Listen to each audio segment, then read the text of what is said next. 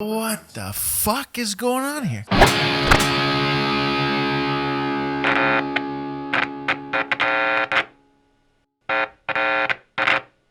I've been a comedian for over 20 years of my life. I started at 14 years of age. And what I'm fascinated by is how people became a comedian. What led to that? What happened in their life as a kid or as a teenager? And what led up to them being a comedian that has transformed them into the performer that they are? Today, we have one of my favorite comedians. He's been on Just for Laughs. He's been on CBC. He's been on the Comedy Network. He's had his own comedy special on Comedy Now. He hosts a podcast called Talkin' Wrestling, and here's me sitting down with Casey Corbin to talk about the prom date that left him on prom night. Do you remember the first time you asked a girl out and she said no? No, but I remember all the other times. Really? Oh, yeah. I got like left at prom by my date who went home with another guy. Come on. Yeah, like just the worst. What happened? She was interested in the other guy. The other guy was the driver of another couple that was with us. Do you know beforehand there's a possibility something might happen here? Oh, I know 100%. We went up to a town called Calabogie for dinner. I was driving the car. There was a limo. And then there was my other friends who joined at the last minute. And their driver was him, the guy. Right. So I knew, like, well, we're just going to the washroom to go outside to see my buddy while I'm on a date with her. And so I'm angry, and my hair is slicked back like Seagal. At that time, I played football, and I was in good shape. You know, I wanted to beat the crap out of this guy, like, already. He's taunting me, I feel like. He's a friend of yours. At this point, no, I'd already put my foot down, threatened him, and said, you owe me this much money. I just had enough of this guy. Yeah. Like, he owed me so much. Money. Well, I calculated up to, like, all the tapes that he borrowed that he never gave back. Everything, every t-shirt that he borrowed that he never gave back. So the guy wasn't the best. Basically, I just went up and I had a list. I posted it in his locker and I was like, that's what you owe me. Was it a money figure? It's $234. That's what everything equaled out to. $234. It's a lot. That's like 12 tapes. 234. $34 is what I estimated what he owed me. That was an estimate? I didn't use taxes. I didn't add in taxes, so it's estimated. But I'm curious, why not probably more. 240, 230? Why 234? Did I not tell you that I didn't do homework yet? Maybe rounding up wasn't part of my education back then. I learned from the Showcase Showdown. So he says to you, this list is bullshit. What if I don't give you the $234? No. He immediately went for the girl that I liked, because they both worked at McDonald's together, so he saw her a lot. 2 weeks before the prom, the McDonald's Christmas party was happening. He went with her as her date to that. And then he said to her, by the way, this tux is mine. So if Casey doesn't have the guts to ask you out for prom, I'm good to go for prom. And because he also knew me. He knew like it would take a lot of courage for me I was so afraid to ask a girl out because I just went through this relationship with this girl on and off, where she dumped me 3 times. So it was just like horrible. Yeah, so he was there, prom night, and she was like, I'm gonna go home with the twins. Who are the twins? Just 2 girls that okay, also, these are girls. Yeah. And one being my ex-girlfriend. You dated one of twins? One of the twins, yeah. Did you ever want to fuck the other twin? No, not at all. But they were identical, so there's no point.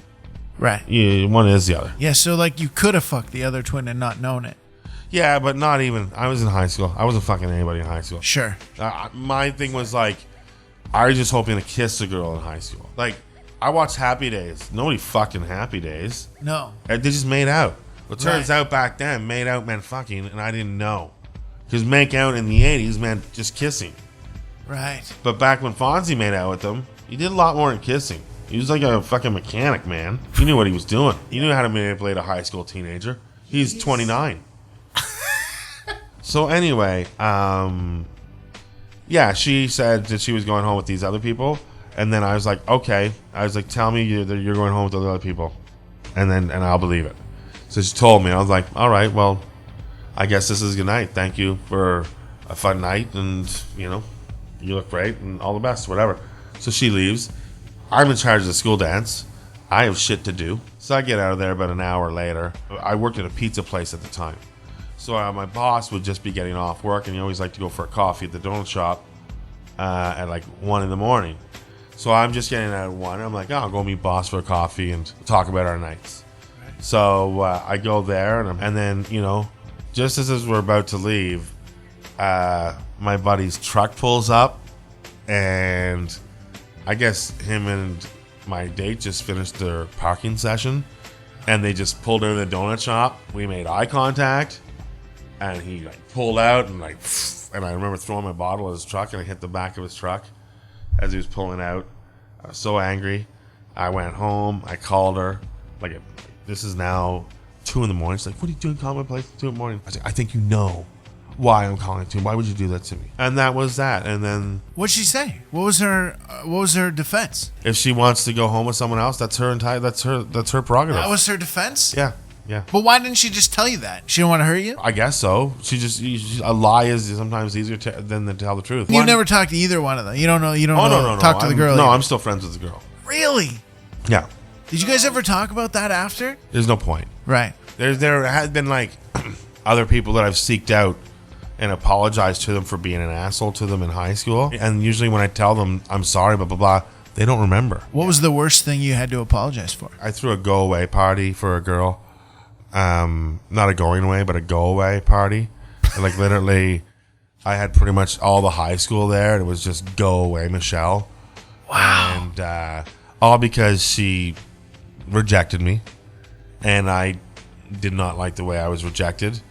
And she lied to me to spare my feelings because she liked me. She lied to me. This is not the same girl? This is another girl. You have a long-standing history of people trying not to hurt you by lying to you. And then also screwing around with my friends. What the fuck is going on here? So here's the thing: is like I've always been good enough to talk to girls and be good enough to get dates with girls. Right. But I've never been what you call a closer. I had girlfriends and stuff like that, but we just never got to that point until I was 27. And was that a one-night stand thing, or was this like? No, I was dating that girl at the time. Did she know that this was your first time? No, I told her the night of.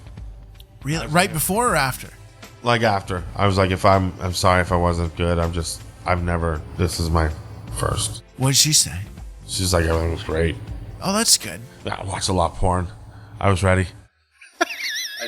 I want to thank Casey Corbin for being a guest. I want to thank the Laughing Viking Studio in Toronto, Ontario for having us. We filmed there last summer. Check out Casey Corbin on all of his social media. Also, check out his podcast, Talk and Wrestling. Thanks for watching. We'll see you next time. We'll see you tomorrow. Who knows when?